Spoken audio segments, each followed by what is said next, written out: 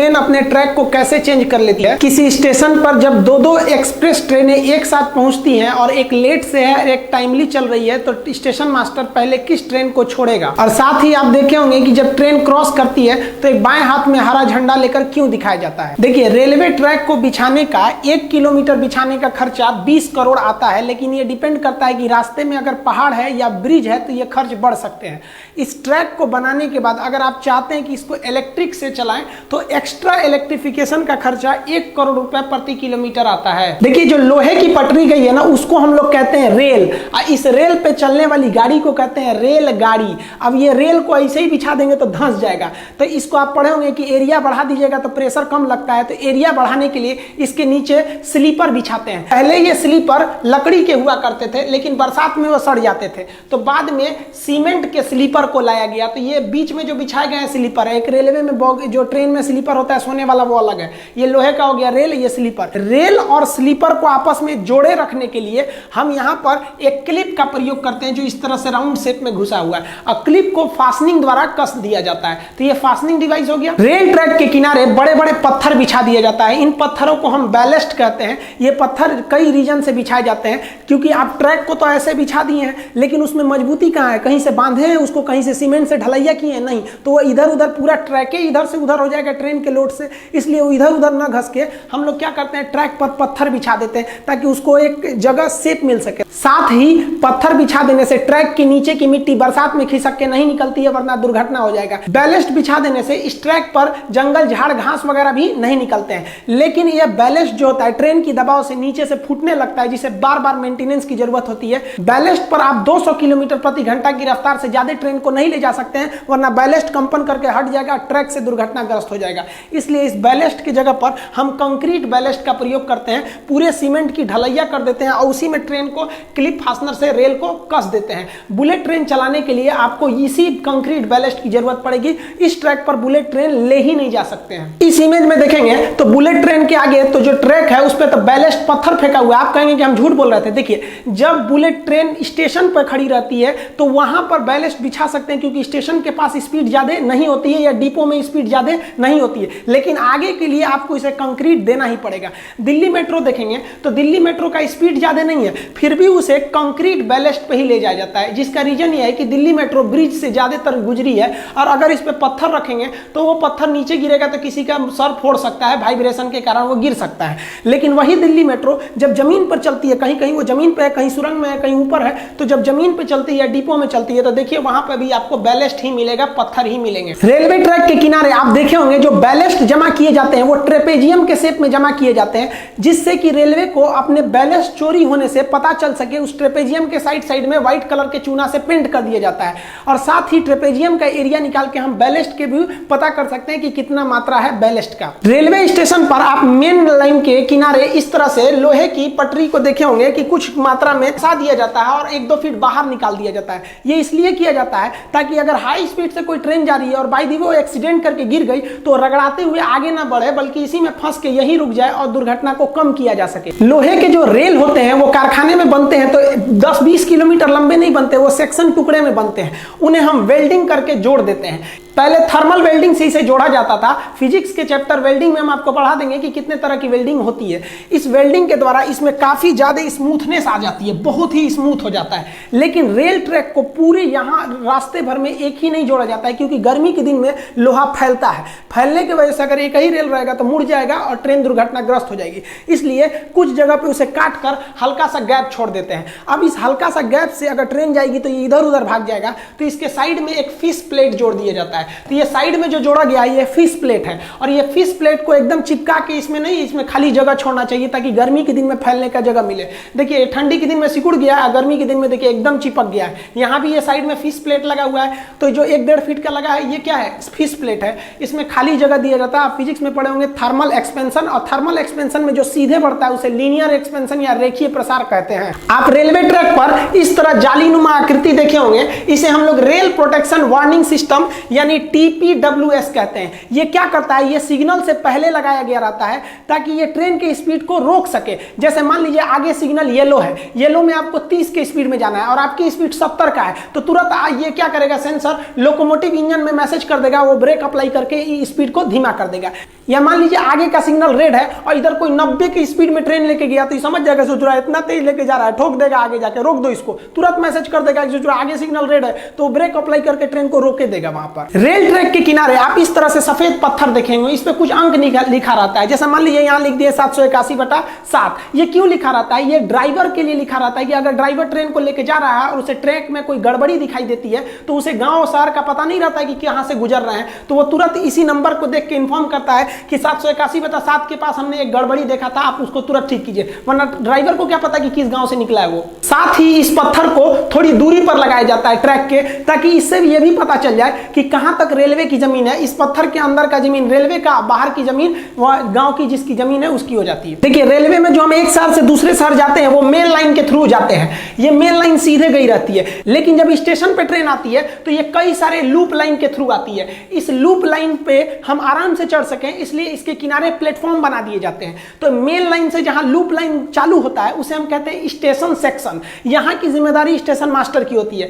इसके बाहर जब मेन लाइन चला जाता है उसे कहते हैं ब्लॉक सेक्शन। उसके ट्रेन किधर गई ये स्टेशन मास्टर को नहीं पता है, ये कंट्रोलर को पता होता है। कंट्रोलर ट्रेन को ले आता है ब्लॉक सेक्शन से मेन लाइन के थ्रू और यहां पर स्टेशन मास्टर को हैंडओवर कर देता है कि तुम अपने हिसाब से प्लेटफॉर्म देखो कौन सा लूप लाइन खाली है और वहां ट्रेन को ले लो। तब स्टेशन मास्टर पॉइंट मशीन द्वारा इसके ट्रैक को चेंज करता है, कैसे पटरी चेंज करता है उसे अपने प्लेटफॉर्म पर लेता है। देखिए यहां लूप लाइन में एक खतरा हो सकता है। मान लिया कि ये मेन लाइन है, इस मेन लाइन से कोई ट्रेन आई है और इधर लूप लाइन में गई, लूप लाइन में गई और ये जो इसका ड्राइवर है ये पहले ही रोक दिया थोड़ा आगे अपने हिसाब से कि भैया हम रोक दिए, और ये ट्रेन लंबी होने की वजह से इसका पिछला हिस्सा अभी मेन लाइन पर ही है। अब आप बताइए इसका पिछला हिस्सा मेन लाइन पर है और आगे से कोई ट्रेन आ रही है, स्टेशन मास्टर उसको कहा कि भाई तुम्हारा स्टॉपेज यहाँ नहीं है, तुम सुपर फास्ट हो निकलो यहाँ से, तो ये यहाँ से आएगी या धड़ाक से इसके पिछला हिस्सा को मार के तोड़ के निकल जाएगी। तो इसको जरूरी है कि कोई भी ट्रेन प्रॉपरली लूप लाइन के अंदर घुस के स्टेशन सेक्शन पे खड़ी रहे,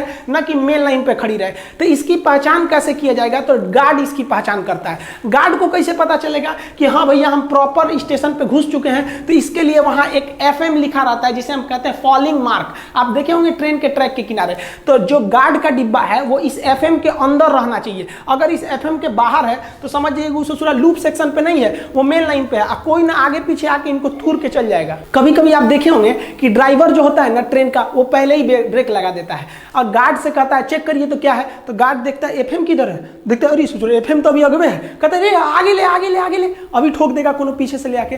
तो ड्राइवर जो होता है ना फिर ट्रेन को थोड़ा दूर चला के रोक देता है, तो प्लेटफॉर्म के लोग घबरा जाते हैं, ये माई चला दिलो रे, अरे भाई वो अभी एडजस्ट कर रहा है। आप एक चीज गौर किए होंगे, ट्रेन में रिजर्वेशन का इतना मारामारी होता है, इतना भीड़ भाड़ होता है, सोचो ट्रेनों को लंबा काहे नहीं बनाता है, कम में डिब्बा क्यों जोड़ता है? और आप देखे होंगे मालगाड़ी में ज्यादा डिब्बा होता है और सवारी गाड़ी में कम डिब्बा होता है। ऐसा नहीं होता है। देखिए डिब्बे का जो संख्या होता है ये डिपेंड करता है लूप लाइन कितना बड़ा है। जैसे यहाँ में ट्रैक बना दिए हैं, ये जो है ये आपका मेन लाइन है। मेन लाइन के बाद अब ट्रेन पे जो खड़ी होगी ये लूप लाइन पे खड़ी होगी, लूप लाइन पे ही बना रहता है प्लेटफॉर्म। जो लूप लाइन होता है इंडिया का वो 650 मीटर का होता है। यहाँ हम लिख दिए हैं लूप लाइन कहिए या प्लेटफॉर्म कहिए, वो 650 मीटर का होता है। यानी आपकी ट्रेन 650 मीटर से लंबी नहीं होनी चाहिए। अब यहाँ समझिए ट्रेन की संख्या कैसे डिसाइड करेंगे, डिब्बों की संख्या। जो लाल वाली LHB कोच होती है वो 24 मीटर की होती है, हालांकि इसमें दशमलव में वैल्यू होता है, हम दशमलव पे नहीं जा रहे हैं, 24 मीटर की होती है। अब बताइए 24 से भाग दीजिए 650 में, और उसके बाद भी उसमें एक इंजन जोड़ना रहता है, उसकी भी संख्या को भी आपको मायने रखना है। तो LHB कितना जोड़ते हैं? 23 ठो। और अगर आप नीले वाले ICF की तुलना करेंगे तो ICF की जो लंबाई होती है वो 22 दशमलव समथिंग मीटर होती है, हम 22 मीटर लिखते हैं। अब इस 22 मीटर से आप भाग देंगे 650 में और फिर उसमें एक एक्स्ट्रा 20 मीटर जगह छोड़िएगा इंजन के लिए, तो वो 24 से 25 बॉगी के लिए फिट होता है इस लूप लाइन पे। इससे ज्यादा बढ़ाएंगे ना तो सोच रहा है लूप लाइन के बाहर चल जाएगा, फॉलिंग मार्क के पीछे गार्ड का डिब्बा रहेगा, मारेगा कोनो पीछे से धोके चल जाएगा। तो सोच रहा मालगाड़ियां का इसे लंबा जोड़ लेती है। तो देखिए मालगाड़ी में 2 तरह के ज्यादा डिब्बों का प्रयोग होता है, इस पर हम एक अलग वीडियो बना चुके हैं, आप देख सकते हैं उसको। जो खुले डिब्बे वाले होते हैं उसे कहते हैं बॉक्सन। तो बॉक्सन जो होते हैं सब, उसकी जो लंबाई होती है वो 10 मीटर होती है। अब 10 मीटर लंबाई होने की वजह से आप 650 में भाग दीजिएगा, थोड़ा सा जगह छोड़ दीजिएगा इंजन के लिए, तो ये 60 से 64 यानी लगभग 62 डिब्बा को जोड़ सकता है। इसलिए लगता है बाप रे बहुत लंबा है। लंबाई सेम है, बस डिब्बा ज्यादा है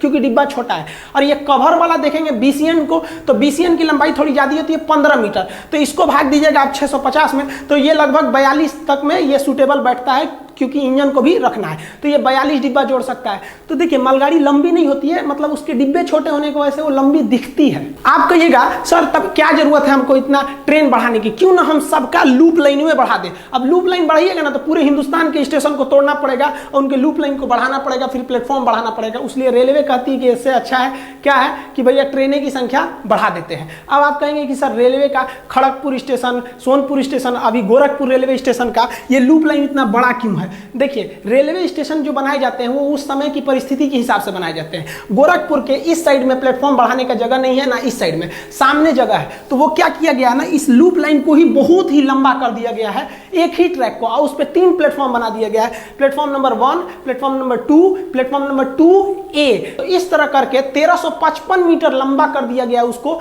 और वो दुनिया का सबसे लंबा प्लेटफॉर्म हो गया है गोरखपुर का। अब आप सोचिएगा कि गोरखपुर में कैसे ट्रेन चल जाती है। तो देखिए मान लिया कि कोई ट्रेन है यहां पर आकर खड़ी हुई, ठीक है, प्लेटफॉर्म नंबर 1 पे, और यहां पहले से एक ट्रेन है, तो जाएगी कैसे। तो यहां पर एक सेक्शन बनाया गया, यहां से जाती है, उसके बाद ये मेन लाइन होकर चली जाती है। मान लीजिए ये दोनों प्लेटफॉर्म भरा हुआ है, ट्रेन को लेना है अगले 2A पर यहां पर, तो इस मेन लाइन से ट्रेन को लाया जाएगा और यहां क्रॉस सेक्शन से इसे घुसा दिया जाएगा। मान लीजिए बीच में कोई ट्रेन खड़ी है, इसको निकलना है, तो यहां से भी इस पे निकाल दिया जाएगा, मेन लाइन से निकालकर। उस पे पैनल बदलने का सिस्टम रहता है जिसको अभी हम समझाते हैं। रेल प्लेटफॉर्म पर आप इस तरह के एक आकृति देखे होंगे जिसमें खुरदुरा निकला रहता है, गोटी टाइप का, ये रेड कलर के भी होते हैं। ये एक्चुअली विकलांग लोग के लिए बनाया जाता है, हैंडीकैप के लिए, ताकि वो इस खुरदुरे को पहचान के समझ सके कि उनका जो हैंडीकैप बॉगी होता है वो इसी के पास आएगा। देखिए जब कोई ट्रेन क्रॉस करती है स्टेशन से, तो स्टेशन पर एक फ्लैगमैन होता है जो बाएं हाथ में ग्रीन झंडा को लेकर उस ट्रेन को देखते रहता है कि कहीं इसमें कोई खराबी तो नहीं है, कुछ चक्के वगैरह में फॉल्ट या कोई आवाज तो नहीं आ रहा। अगर आवाज आएगा तो दाहिने हाथ से तुरंत लाल झंडा दिखा देगा। अब आप कहिएगा ड्राइवर बा तो चल गया हरियर का देख के, अब रोकेगा कौन। तो पिछवा से गार्ड आ रहा है, वो कहेगा नहीं कहीं कहीं तो लाल दिखा रहा है, इसका मतलब इसको कुछ गड़बड़ी दिखा है। तुरंत वॉकी टॉकी पे फोन करेगा, ए मिश्रा जी रोकिए रोकिए महाराज कुछ गड़बड़ी है, वो लाल दिखा रहा है। आप भी ट्रेन को लाल झंडा दिखाकर रोक सकते हैं, लेकिन जैसे आप ट्रेन को रोकिएगा जीआरपी आपको पकड़ के कारण पूछेगी, और अगर कारण अच्छा नहीं रहा ना तो जेल में डाल देगी आपको। इसलिए बिना उपयुक्त कारण के जब तक ट्रेन में कोई गड़बड़ी ना दिखाए आप ट्रेन को नहीं रोक सकते। रात के समय आप देखिएगा, रात के समय ट्रेन पे किनारे जब स्टेशन पे घुसती है तो नीचे 2 ट्यूबलाइट लगाया रहता है, एक आदमी टॉर्च से देखते रहता है कि इसके जो बॉगी है चक्के में इसमें सब ठीक ठाक तो है, कोई गड़बड़ी तो नहीं है। रेल इंजन के बारे में हम आपको A to Z बता दिए थे, आप वीडियो के प्लेलिस्ट में जाके देख सकते हैं। रेल इंजन आप एक चीज देखे होंगे, रेल इंजन के आगे यहाँ कुछ लिखा रहता है शहर का नाम, जैसे हावड़ा, झांसी, गाजियाबाद, कटनी, रांची, इस टाइप का कुछ लिखा रहता है। ये इसके डिपो और शेड को बताता है कि ये किस शेड का लोकोमोटिव इंजन है, यानी ये बिगड़ेगा तो कहां जाके बनेगा। और यही इसी का डिपो जो है ये इस बात की जिम्मेदारी रखता है कि ये लोको अभी किस ट्रेन में है और कहां पर है, इसका रिकॉर्ड वही रखता है। जैसे ये हावड़ा है तो हावड़ा डिपो ही को पता होगा कि ये उसका इंजन जो है ये 3032 नाम का नंबर का ये इंजन कहां पर है, किस ट्रेन को अभी ये पुल कर रहा है। तो ये सारा रिकॉर्ड स्टेशन मास्टर की जिम्मेदारी नहीं रहती है, ये उस शेड और उस डिपो की जिम्मेदारी रहती है। और अगर इसमें कोई गड़बड़ी रहता है तो दूसरे लोकोमोटिव से खींचकर इसको इसकी शेड में भेज दिया जाता है कि देखो भैया ये तुम्हारा शेड है, इसमें क्या गड़बड़ी आया है। ट्रेन से ज्यादा सिक्योरिटी तो हमको रेल की रखनी पड़ती है कि रेल ट्रैकवा ठीक है कि नहीं, तो सबको उलाट देगा। तो रेल ट्रैक के अंदर आई कुछ भी गड़बड़ी या क्रैक का पता लगाने के लिए हम अल्ट्रासाउंड डिटेक्टर नामक मशीन का प्रयोग करते हैं। ये इस ट्रैक में अल्ट्रासाउंड मशीनों को, तरंगों को भेजती है, और अगर उस तरंग 100% वापस नहीं आते हैं, किसी क्रैक से निकल जाते हैं, तो समझ जाता है कि भैया यहाँ ट्रैक में गड़बड़ी है, उसको चेंज करके निकाल दिया जाता है। आप इस तरह से देखे होंगे ट्रैक पर घुमाते हुए ऐसे छोटी मशीनों को। देखिए हम लोग के यहाँ डबल रेल ही चलती है, 2 ट्रैक होती है, लेकिन यूरोप वगैरह में अन्य देशों में 3rd रेल भी होती है। 3rd रेल क्या होता है, 2 रेल पर तो ट्रेन के चक्के दौड़ रहे होते हैं और एक रेल पर बिजली की सप्लाई दी गई रहती है और वहां से वो बिजली ले रहा होता है। आप यहां देखिए ये 3rd रेल से अपनी बिजली ले रहा है। ये सुरक्षित नहीं माना जाता है, कोई चढ़ गया तो मरिए जाएगा ससुरा, लेकिन इसका प्रयोग हम सुरंगों में करते हैं। मान लिया कि सुरंग में ऊपर तक जगह नहीं है, ऊपर से OHE ले जाने का, तो 3rd रेल से हम उसको बिजली देकर ले जा सकते हैं। देखिए ट्रेन का जो चक्का होता है वो अंदर से ट्रैक को पकड़ के चलता है, अंदर से पकड़ा रहता है। तो जरूरी है कि अंदर का एरिया ट्रैक का खाली रहे, कोई कचरा ना जाए। तो जब सड़क को क्रॉस करते हैं ना रेलवे लाइन से, तो सड़क बीच में भी भर दिया जाता है। तो मान लिया कि आपने बीच में सड़क भर दिया, तो ये इसका सीमेंट अंदर भर जाएगा। अब अंदर भर जाएगा तो ट्रेन जो होता है वो अंदर से ही पकड़ कर चलता है, अंदर से पकड़ के चलेगा तो कंक्रीट में टकरा के उलट सकता है। इसलिए यहाँ पर एक ठो गार्ड रेल को जोड़ दिया जाता है। ये गार्ड रेल जो होता है कि किसी भी कचड़े को ट्रैक के पास नहीं आने देता है जहां रोड क्रॉस हुई रहती है। साथ ही ब्रिज पे भी ये भी आकार का गार्ड रेल आप देखिएगा, ये ब्रिज को जो एक्स्ट्रा मजबूती देने के लिए बनाया जाता है, क्योंकि ब्रिज के नीचे जो जमीन नहीं रहती है तो एक्स्ट्रा मजबूती देने के लिए भी शेप का गार्ड रेल बना दिया जाता है। इसे हम लोग कहते हैं गार्ड रेल।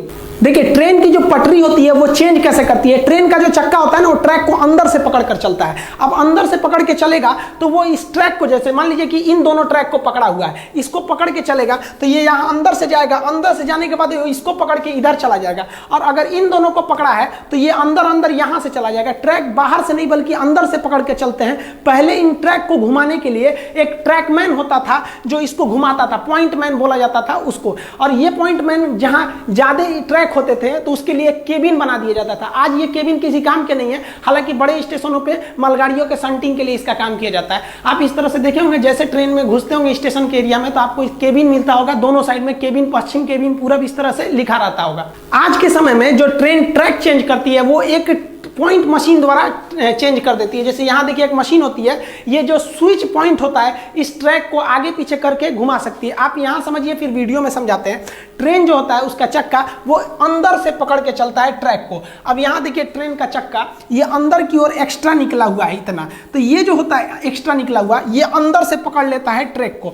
अब देखिए ये ट्रैक जहां जाएगी ना वहीं ये ट्रेन जाएगा। ट्रेन में स्टीयरिंग नहीं होती है। ट्रेन का चक्का पटरी को अंदर से पकड़ लिया है, अब पटरी जिधर जाएगी ट्रेन उधर जाएगी। अब आप बताइए, यहां से अगर इसको पकड़े हुए हैं और यहां से इसको पकड़े हुए हैं अंदर से, तो आप बताइए यहां अंदर से पकड़ेगा तो ये वाली ट्रैक तो साइड में है, इसको तो पकड़ ही नहीं पाएगा, तो ये सीधे निकलेगा इस ट्रैक के थ्रू, यहां से सीधे। और यहां देखिए यहां आ गया है तो ये अंदर से इधर वाली ट्रैक को पकड़ लेगा और इधर वाली ट्रैक को पकड़ के ये इधर से घूम जाएगा। समझ में आया? लेकिन अगर वही हिस्सा अगर हम कहेंगे इसमें कि अगर हम इसका पॉइंट चेंज कर दे, इसको उधर सटा दे, तो ये वाला इधर से हट जाएगा तो ये इधर चला जाएगा और ये वाला इस ट्रैक पर आ जाएगा। देखिए ये रेल जो है ये अंदर से ट्रैक को पकड़े हुए है। अब आप बताइए, ये इस ट्रैक को पकड़े हुए है और ये वाली जो ट्रैक है पतली सी, ये इस ट्रैक के टच में ही नहीं है, तो ये सीधे आएगी इस ट्रैक के निकल जाएगी। अब यहाँ आपको कंफ्यूजन होगा, तो चक्का अंदर से पकड़ता है तो अंदर से पकड़ेगा तो इस यहाँ तक तो इसको पकड़ के आएगा, लेकिन इसके बाद ये इस ट्रैक को पकड़ लेगा और ये इससे चला जाएगा आगे की ओर सीधे। आगे जाने के बाद देखिएगा यहाँ एक नोकीली आकृति मिलती है, ये दोनों तरह की ट्रेनों को अपने ऊपर लेके जाने देता है। तो इस कोना को हम फ्रॉग या नोज कहते हैं। यहाँ से ये ट्रेन इधर जाएगी तो भी इस कोना को टच करेगी और इधर आएगी तो भी इस कोना को टच करेगी। इस टच करने वाले को हम क्या कहते हैं? नोज या फ्रॉग कहते हैं। और ये ट्रैक जो इधर उधर हो जाता है इसे हम स्विच पॉइंट कहते हैं। पहले इसे मैकेनिकली किया जाता था, उसे पॉइंट मैन कहते थे, अभी ये तो पूरी तरह से मशीन से हो जाता है। अब ध्यान दीजिए, ये ट्रेन आ रही है और ये सीधे चली जाएगी यहाँ पर, क्योंकि ये जो पॉइंट स्विच था ये इधर था।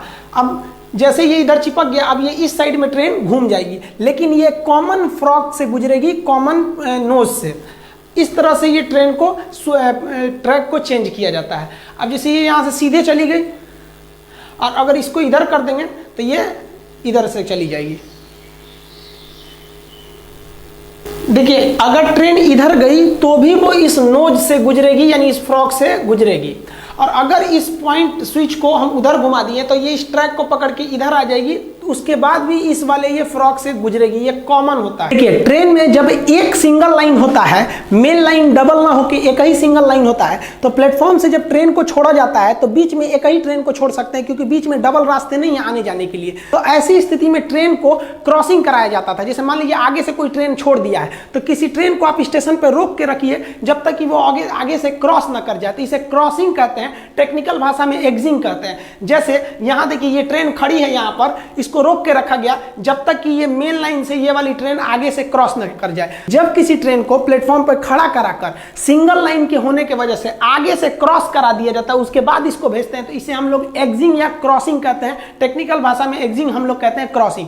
लेकिन आज के समय में डबल लाइन है, आने वाला रास्ता अलग है, जाने वाला रास्ता अलग है। तो कोई ट्रेन सामने से आ रही है तो उसके लिए कोई रुकता ही नहीं है, बाईं वाली ट्रैक से चला जाएगा इधर वाला, उधर से आ जाएगा वो। तो डबल ट्रैक होने से क्रॉसिंग होती ही नहीं है। डबल ट्रैक होने से प्रेसीडिंग होने लगती है। कैसे कि मान लीजिए कोई ट्रेन आ गई, अब दोनों ट्रेनें एक साथ प्लेटफॉर्म पर आई हैं, अब स्टेशन मास्टर किसको छोड़ेगा? तो मान लीजिए एक पैसेंजर है, एक सुपर फास्ट है, तो पहले सुपर फास्ट को छोड़ देगा। सुपर फास्ट को ज्यादा वैल्यू दिया गया, तो किसी चीज को ज्यादा वैल्यू देना प्रोसीडिंग कहलाता है। तो इसको क्या कहते हैं? प्रोसीडिंग। मतलब एक कम वैल्यू की ट्रेन को रोककर एक ज्यादा वैल्यू की ट्रेन को पीछे से क्रॉस करा दीजिए, तो इसे प्रेसीडिंग कहते हैं। लेकिन क्या होगा जब सेम कैटेगरी की ट्रेन, जैसे मान लीजिए दो सुपर फास्ट एक साथ पहुंच जाए, अब इसमें किसको प्रेसीडिंग दीजिएगा भैया? कौन जाएगा पहले? तो इसमें जरूर कोई ना कोई लेट होगी। तो इंडियन रेलवे का हिसाब है कि लेट ट्रेनों का हिसाब रखना है कि किस स्टेशन पे कितना मिनट लेट हुई। अब मान लीजिए एक ट्रेन आई है, वो भी सुपर फास्ट है, दूसरी वो भी सुपर फास्ट, लेकिन एक लेट है, तो उस ससुरा का चार्ट अपने बनिए रहा है कि कहां कहां लेट हुई है। अब उसके चक्कर में दूसरकों को लेट करिएगा तो इसका भी लिस्ट बनाना पड़ेगा। इसलिए अगर सेम टाइम पे पहुंच गई है, या फिर जो लेट है वो पहले पहुंची है और जो टाइम से है वो बाद में आई है, तो क्या करेंगे? जो टाइम से आई है उसको क्या कर देंगे? प्रेसीडिंग कर देंगे, निकाल देंगे। भैया तुम निकल पहले, क्योंकि तुम्हारा हिसाब किताब नहीं हो रहा है, तुम टाइम से आई बकलो लेट हो गया, तू बाद में निकलियो।